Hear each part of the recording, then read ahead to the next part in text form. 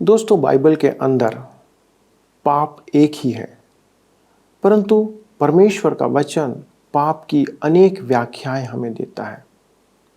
मनुष्य कुछ ऐसे पाप करता है जो जानबूझकर किए गए पाप होते हैं और इनसे परमेश्वर नफरत करता, घृणा करता है। होशे की पुस्तक के अंदर इसराइलियों के जीवन में आप पाते हैं कि परमेश्वर इसी प्रकार के पाप को देखता है और उसके कारण वो परमेश्वर से दूर हो जाते हैं। दोस्तों, आइए हम भी इस अध्ययन के द्वारा इस बात को जानने का प्रयास करें कि कहीं हम भी तो कुछ ऐसे पापों में नहीं पड़े हैं जिसके कारण हम परमेश्वर से दूर हैं। गहराई से जानने के लिए और समझने के लिए आइए मेरे साथ इस अध्ययन में शामिल हो जाइए।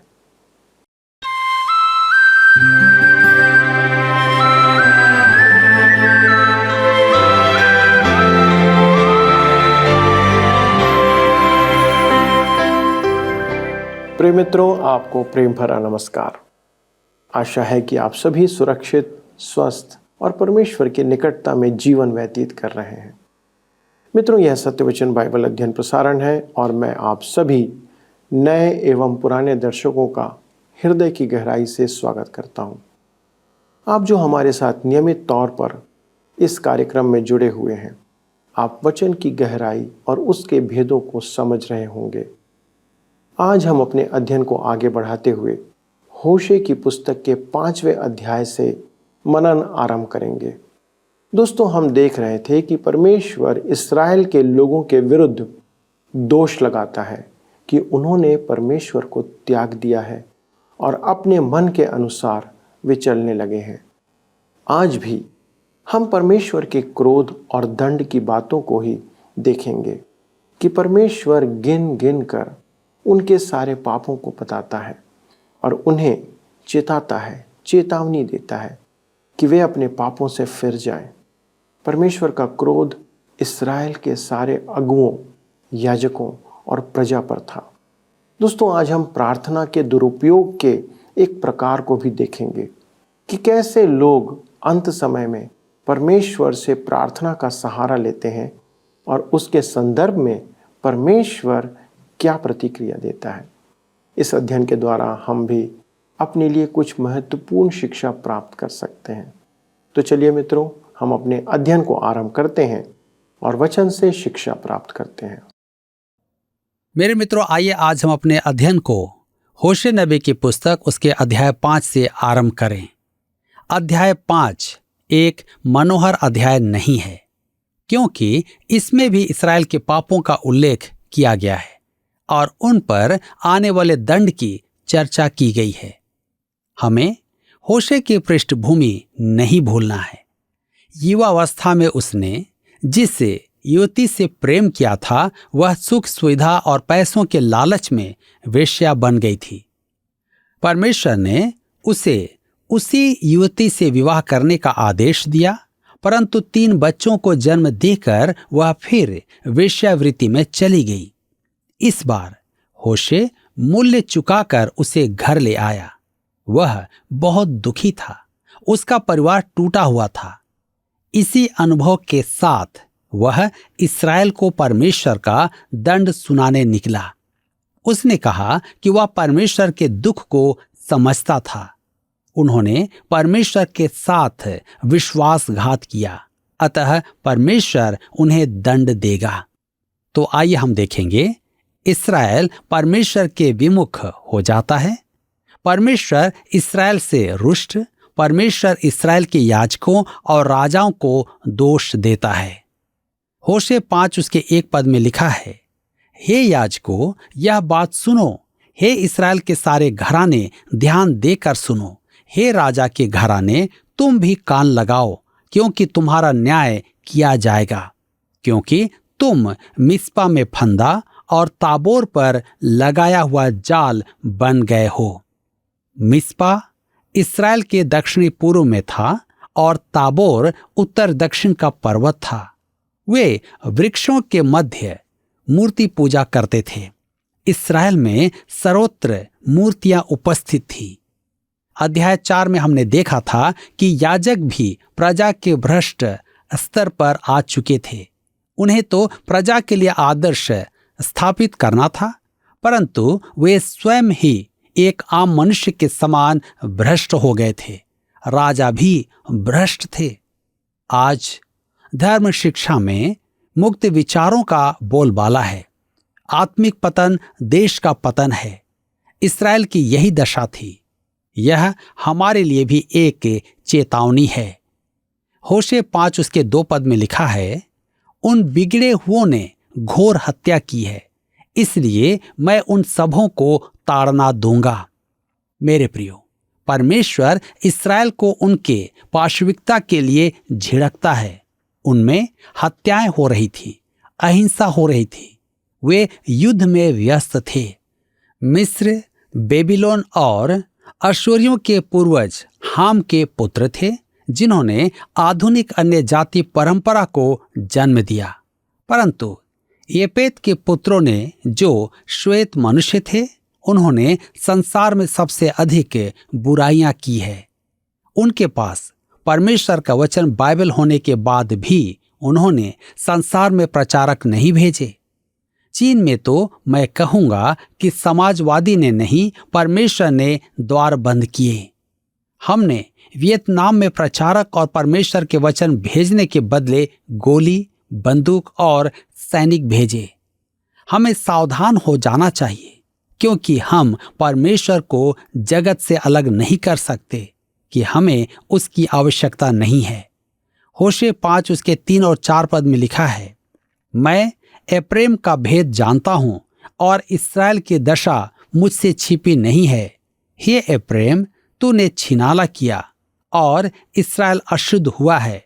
उनके काम उन्हें अपने परमेश्वर की ओर फिरने नहीं देते, क्योंकि छिनाला करने वाली आत्मा उनमें रहती है और वे यहोवा को नहीं जानते हैं। एप्रेम नाम वास्तव में इस्राएल के एक गोत्र का नाम था, परंतु परमेश्वर स्नेह से इस्राएल को एप्रेम कहता था। एप्रेम अतः 10 गोत्रों का द्योतक है। एप्रेम इस्राएल में मूर्ति पूजा का केंद्र था। यरोबाम ने सबसे पहले बेतेल में एक सोने का बछड़ा रखा और फिर सामरिया में दूसरा बछड़ा रखा। ये दोनों स्थान एप्रेम गोत्र के क्षेत्र में थे। बेतेल शायद बिन्यामीन के क्षेत्र में था, परंतु उन्होंने 10 गोत्रों से विद्रोह किया। एप्रेम मूर्ति पूजा का केंद्र था और मूर्ति पूजा उनका सबसे बड़ा पाप था। इसलिए कहता है, मैं एप्रेम का भेद जानता हूं और इस्राएल की दशा मुझसे छिपी नहीं है। हे एप्रेम, तूने छिनाला किया और इस्राएल अशुद्ध हुआ है। यद्यपि सोने का बछड़ा और बाल देवता की मूर्ति एप्रेम के क्षेत्र में थी, संपूर्ण इस्राएल अशुद्ध हो गया था और दक्षिणी राज्य पर भी उसका प्रभाव पड़ रहा था। उन्होंने परमेश्वर का व्यक्तिगत अनुभव प्राप्त किया था और उनके पास परमेश्वर का वचन था, परंतु फिर भी वे परमेश्वर से दूर हो गए थे। वे परमेश्वर की सेवा में नहीं थे। इसका परिणाम यह हुआ कि वहां घोर अनैतिकता और दुराचार व्याप्त हो गया था, जिसका दुष्प्रभाव पर्यावरण पर भी पड़ा था। परमेश्वर कहता है कि भूमि और पशु भी प्रभावित होंगे। उनकी सिंचाई तकनीकी ने अभी तक रेगिस्तान को गुलाब के समान फलवंत नहीं किया है। हम इसे यशाया 35 उसके 1 पद में देख सकते हैं। आइए अब हम आगे बढ़ते हुए पढ़ेंगे होशे 5 अध्याय के 5 पद। लिखा है, इस्राएल का गर्व उसी के विरुद्ध साक्षी देता है और इस्राएल और एप्रेम अपने अधर्म के कारण ठोकर खाएंगे और यहूदा भी उनके संग ठोकर खाएगा। परमेश्वर कहता है कि उत्तरी राज्य के सब गोत्र और यहूदा भी बंधुआई में जाएगा, परंतु एक साथ नहीं। इस्राएल अश्शूरियों द्वारा बंधुआई में ले जाया गया और 100 वर्ष बाद यहूदा को बेबीलोन की सेना ले गई। उस समय से आज तक परमेश्वर के वचन के अनुसार उनका स्वदेश आगमन नहीं हुआ है। होशे स्पष्ट कहता है कि जब परमेश्वर उन्हें स्वदेश लाएगा तब संपूर्ण विश्व उन्हें देखेगा और वे शांति में वास करेंगे। होशे 5 उसके 6 पद में हम पढ़ते हैं, वे अपनी भेड़ बकरियां और गाय बैल लेकर यहोवा को ढूंढने चलेंगे, परंतु वह उनको ना मिलेगा क्योंकि वह उनसे दूर हो गया है। ध्यान दीजिए, उन्होंने परमेश्वर को त्याग तो दिया है, परंतु कष्ट आने पर जब उनके सब उपाय निरर्थक सिद्ध होंगे तब वे परमेश्वर की ओर फिरेंगे, परंतु वे परमेश्वर को नहीं पाएंगे क्योंकि परमेश्वर ने अपने को उनसे दूर कर लिया है। मनुष्य प्रायः परमेश्वर को अंतिम समाधान बनाता है। एक जहाज समुद्र में हिमशिला से टकरा गया। जहाज के कप्तान ने सबसे कहा, प्रार्थना करो, प्रार्थना करो। एक इससे कप्तान के पास आई और कहने लगी, क्या प्रार्थना के लिए हमारे पास समय है? अर्थात अब प्रार्थना के अतिरिक्त कोई उपाय नहीं है। मेरे कहने का अर्थ है कि प्रार्थना हमारा अंतिम कदम होता है। लोग परमेश्वर को स्टेपनी या आग बुझाने का यंत्र समझते हैं। वे सोचते हैं कि उसकी आवश्यकता तो नहीं है, परंतु अंत समय में वह काम में आ सकता है। होशे 5 उसके 7 पद में आगे लिखा है, वे विचार के लड़के जने हैं, इससे उन्होंने यहोवा का विश्वासघात किया है। इस कारण अब चांद उनका और उनके भागों के नाश का कारण होगा। ध्यान दीजिए, लिखा है वे विचार के लड़के जने हैं, अर्थात परमेश्वर के लिए वे अपरिचित हैं। उन्होंने अपनी युवा पीढ़ी को परमेश्वर के ज्ञान और भय में नहीं पाला था। व्यवस्था विवरण की पुस्तक में परमेश्वर ने उन्हें निर्देश दिया था कि वे अपने बच्चों को हर समय परमेश्वर के वचनों के ज्ञान में रखें। उठते बैठते, चलते फिरते, सोते समय भी उन्हें अपने द्वार पर परमेश्वर के वचन लिखना था। परमेश्वर कहता है कि उनकी संतान तो परमेश्वर को जानती ही नहीं। गीबा में नरसिंगा और रामा में तुरही फूंको, बेतावेन में ललकार कर कहो, हे बिन्यामीन अपने पीछे देख। कहता है बेतावेन अर्थात बेतेल। बिन्यामीन के गोत्र का एक भाग इस्राएल से विद्रोह कर चुका था। परमेश्वर कहता है कि चेतावनी का यह वचन संपूर्ण देश में पहुंचे। होशे 5 उसके 9 में आगे लिखा है, न्याय के दिन में एप्रेम उजाड़ हो जाएगा, जिस बात का होना निश्चित है मैंने उसी का संदेश इस्राएल के सब गोत्रों को दिया है। दूसरे शब्दों में परमेश्वर उन्हें चिताने से नहीं चूका था, उसने उन्हें झिड़का, परंतु उनके कान पर जूं नहीं रेंगी। होशे 5 उसके 10 पद में आगे लिखा है, यहूदा के हाकिम उनके समान हुए हैं जो सीमा बढ़ा लेते हैं, मैं उन पर अपनी जलजलाहट जल के समान उंडेलूंगा। हम देखते हैं कि दक्षिण राज्य ने अपनी सीमा उत्तर में बढ़ा ली थी और उनमें सीमा का विषय विवाद था। यद्यपि होशे उत्तरी राज्य का भविष्यद्वक्ता था, परमेश्वर ने दक्षिणी राज्य के लिए भी उसे संदेश दिया था। होशे 5 के 11 में लिखा है, एप्रेम पर अंधेर किया गया है, वह मुकदमा हार गया है, क्योंकि वह जी लगाकर उस आज्ञा पर चला।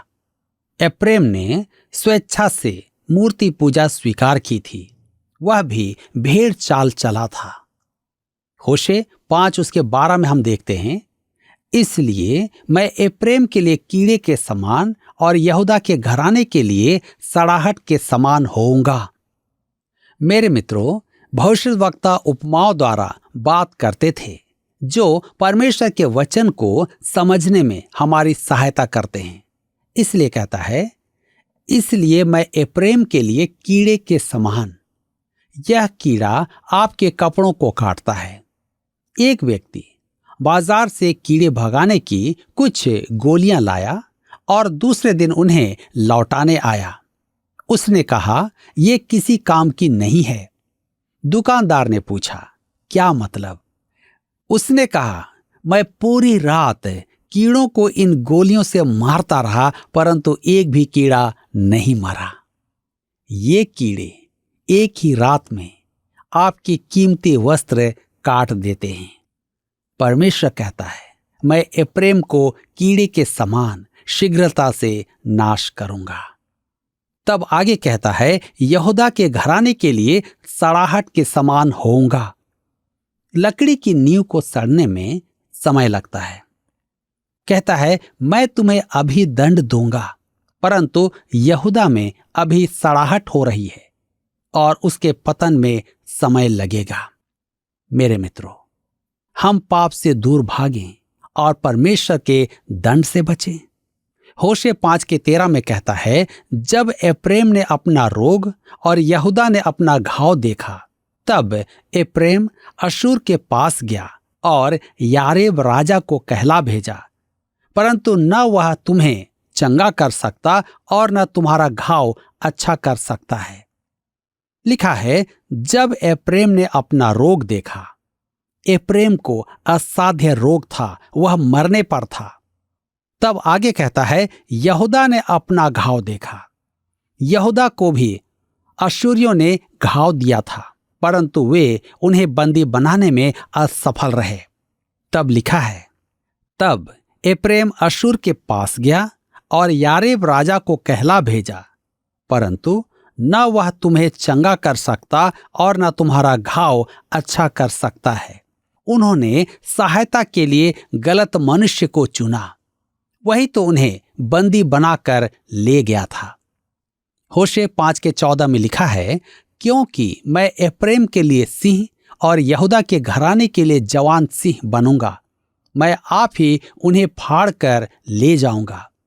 जब मैं उठा ले जाऊंगा, तब मेरे पंजे से कोई ना छुड़ा सकेगा। मेरे प्रियो, यहां एक और उपमा है। परमेश्वर कहता है कि वह एप्रैम के लिए सिंह और यहूदा के लिए जवान सिंह बनेगा। मैंने टीवी पर देखा कि सिंहनी अपने बच्चों की रक्षा कैसे करती है।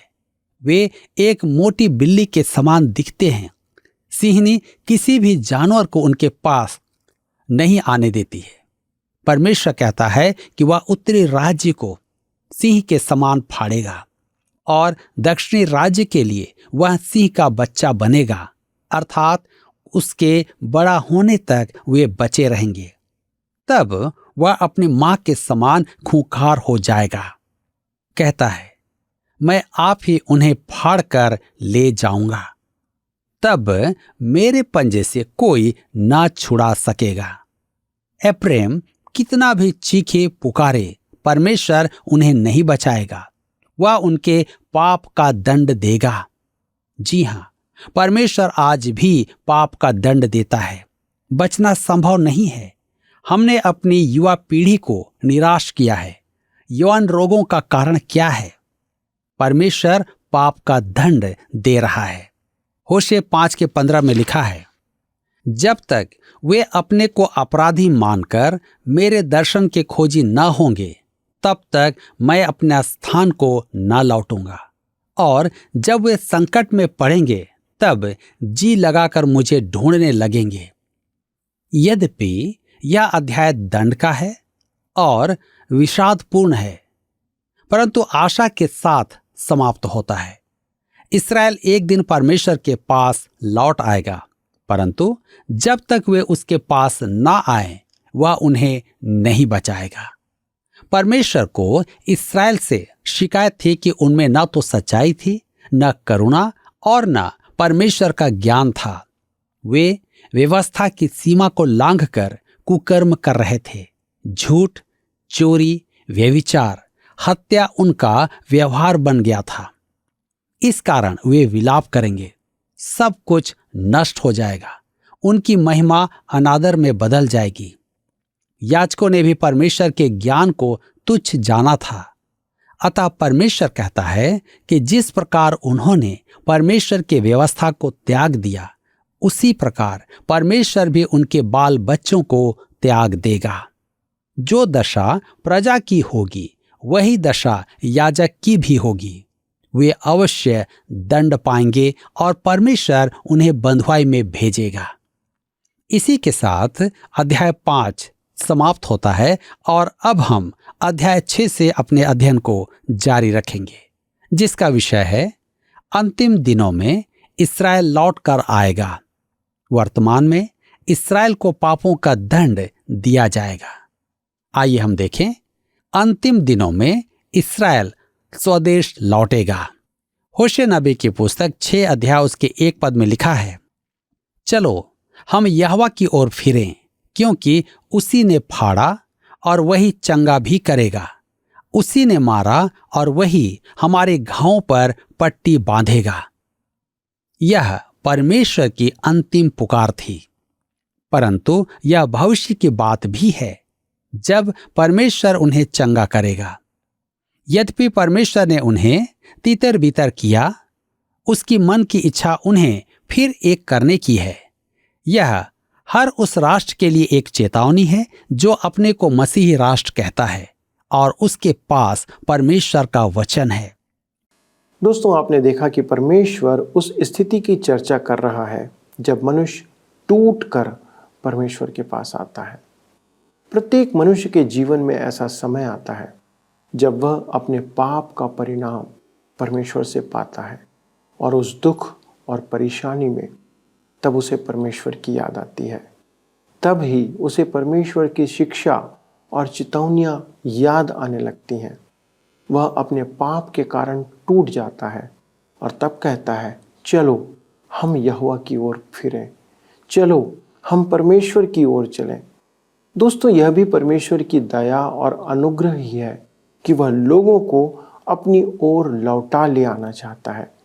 यह उसके प्रेम का एक प्रकार है कि वह चाहता है कि हम उसकी ओर फिरें, परमेश्वर के निकटता में आएं। कारण यह है दोस्तों कि परमेश्वर किसी भी मनुष्य को दबाव में अपनी ओर बुलाना नहीं चाहता। वो नहीं चाहता कि कोई भी मनुष्य पाप में मृत्यु को प्राप्त करे।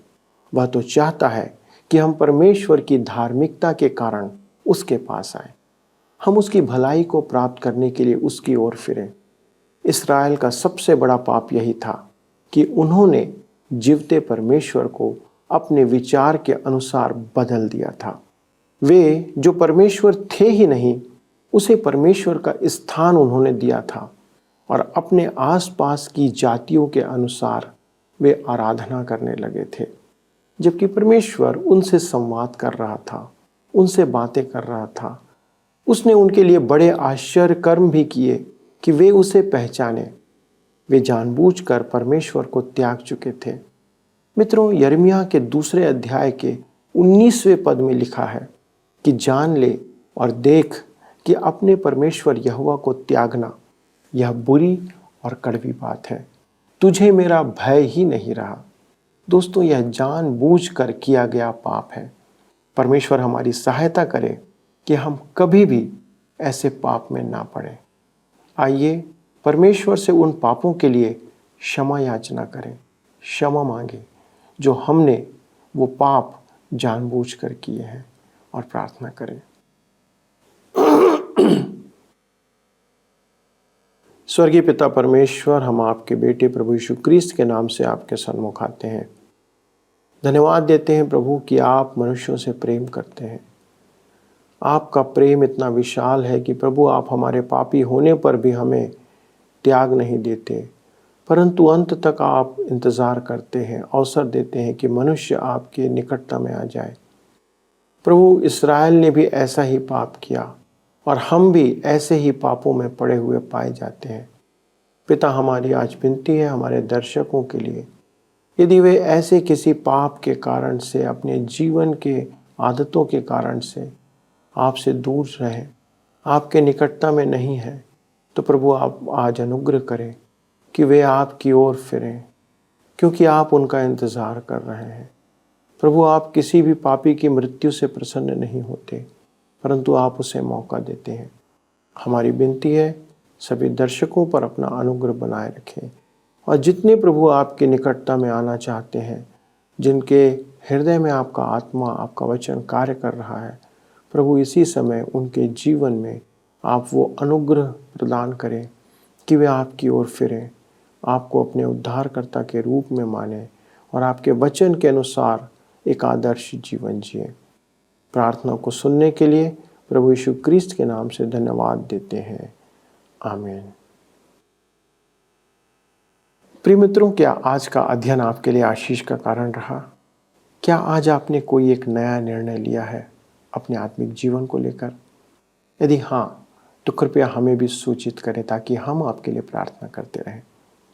अगले प्रसारण में इस अध्ययन को आगे बढ़ाएंगे और उन भेद भरी बातों को परमेश्वर के वचन से हम सब मिलकर सीखेंगे।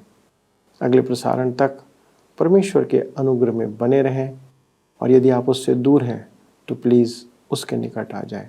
प्रभु आपको आशीष दे। आइए अब हम प्रश्नों को देखें।